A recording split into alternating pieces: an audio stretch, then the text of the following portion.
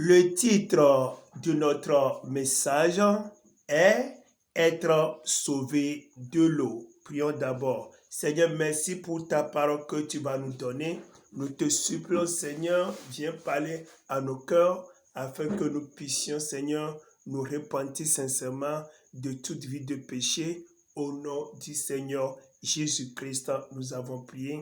Amen. Rappelons que le titre de notre message est Être sauvé de l'eau. Être sauvé de l'eau, encore, être sauvé du péché, être sauvé du monde et être sauvé des choses de ce monde.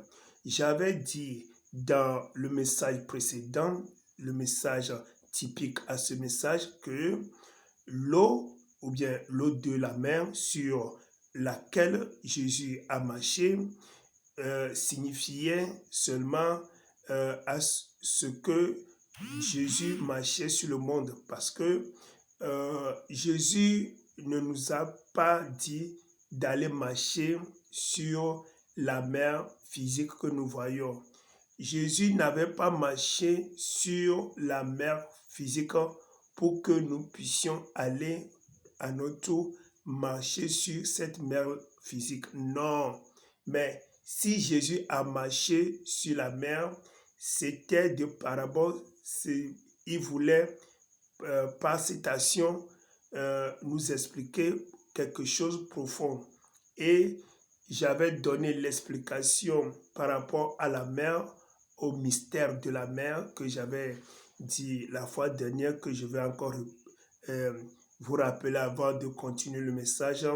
Jésus donnait souvent le parabole par rapport à la mer, à la pêche des poissons de la mer, pour nous expliquer certaines choses profondes. Là, je disais que la mer signifie le monde et les choses de ce monde, au fait, tout ce qui concerne ce monde.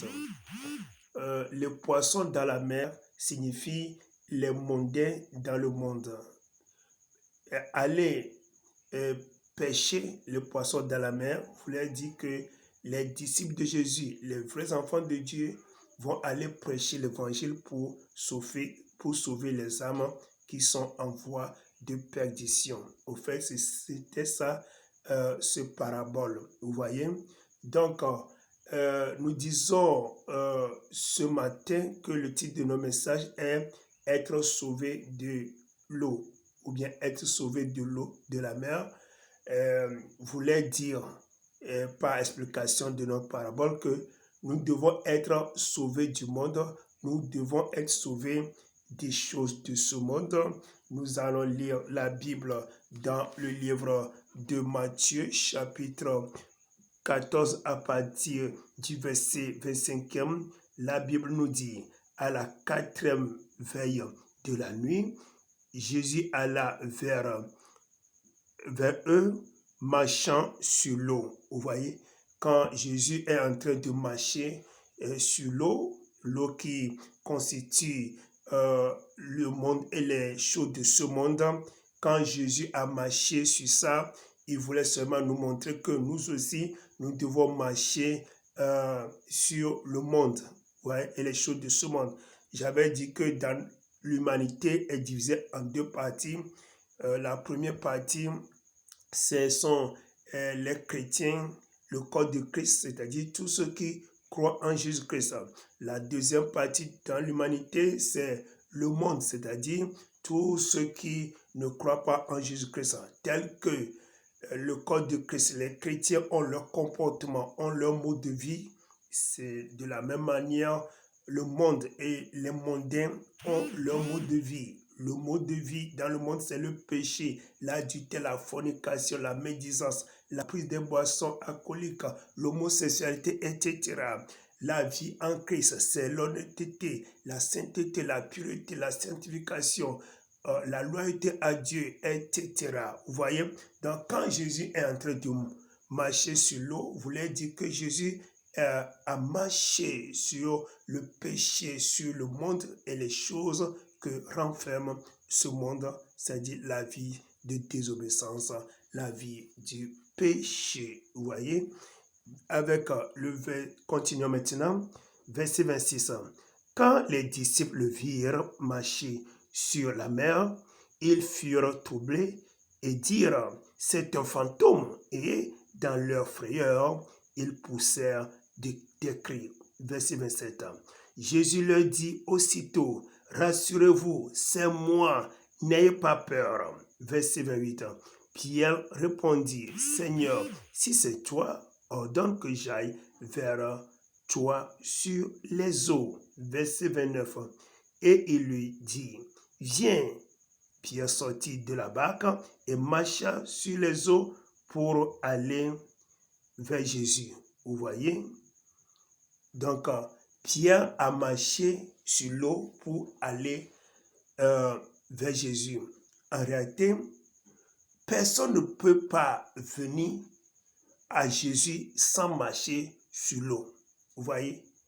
Si quelqu'un se dit être venu à Jésus sans marcher sur l'eau, cette personne a menti. Au fait, je disais que l'explication de cette eau, c'est le monde, c'est le mondain, c'est la vie du péché, la vie qui est contre Dieu. C'est ça, les eaux. Vous voyez, donc, veut dire que si quelqu'un n'a pas marché sur le péché, n'a pas décidé d'avoir le pouvoir sur le péché, quelqu'un n'a pas décidé de prendre le pouvoir d'être au-dessus du péché, quelqu'un qui n'a pas décidé de marcher sur le péché, cette personne ne peut pas venir vers Jésus. Quelqu'un qui n'a pas décidé d'être au-dessus du péché, quelqu'un qui n'a pas décidé d'être au-dessus de ce monde et les choses de ce monde, cette personne n'est pas venue vraiment à Jésus. Non. Il faut que nous marchions sur les eaux d'abord. Cette eau dont parle la Bible, c'est les eaux du péché, les eaux de la désobéissance, les eaux de l'amour pour le monde et les choses de ce monde, les eaux de la fornication. Ce sont les eaux de l'adultère, de la désobéissance. Il faut marcher sur cette eau mauvaise d'abord. Et c'est ça qui rassure qu'on est vraiment venu à Jésus. Donc tu es chrétien quelque part, tu ne veux pas avoir le dessus sur le péché, veut dire que ta venue vers Jésus est corrompue. Ta venue vers Jésus n'est pas certaine, c'est incertaine. Il faut rassurer que vraiment tu as marché sur l'eau avant de venir chez Jésus. Continuons la lecture avec le verset 30e. La Bible dit, mais voyant que le vent était fort, il a eu peur et commençait à enfoncer. Il s'écria, Seigneur, sauve-moi. Vous voyez, quand le vent a soufflé, Pierre a eu peur et a commencé par s'enfoncer dans l'eau. Et c'est ce qui se passe en réalité pour nous, sur nous les enfants de Dieu.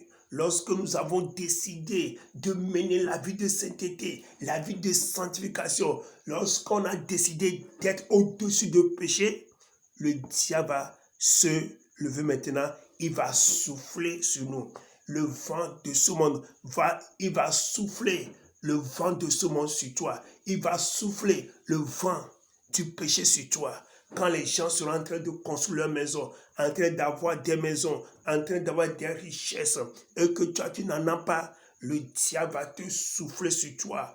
Et tu seras misérable, tu vas te condamner, tu vas te vouloir aussi être riche, tu seras confus en toi, tu vas vouloir être riche coûte que coûte. Ce sont des vents que le diable est en train de souffler sur toi comme ça. Le vent de la peur, le vent de te voir pauvre, le vent de te voir inférieur aux autres, le vent qui va souffler sur toi à tel point que tu vas vouloir avoir des choses coûte que coûte. Vous voyez, ce sont des vents. Et si tu te laisses et que ce vent a agi sur toi, et là tu vas t'enfoncer. Et c'est comme ça le péché est en train d'enfoncer beaucoup d'enfants de Dieu. Aujourd'hui, le péché est en train d'engloutir les enfants de Dieu aujourd'hui. Le péché est en train d'enfoncer les enfants de Dieu.